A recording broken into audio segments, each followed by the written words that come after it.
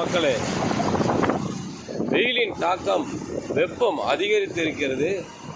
தற்பொழுது நேரம் 1:05. இங்கே பாருங்கள், பொட்டல் காட்டில் எனது பயணம்.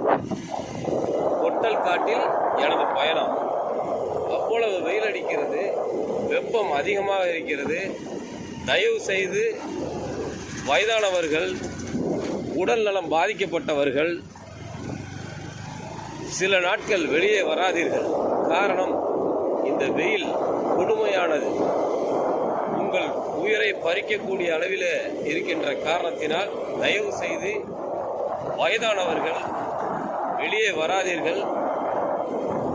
தயவு செய்து வயதானவர்களை வெளியே அனுப்பாதீர்கள் என்று தாழ்மையுடன் கேட்டுக்கொள்கிறேன்.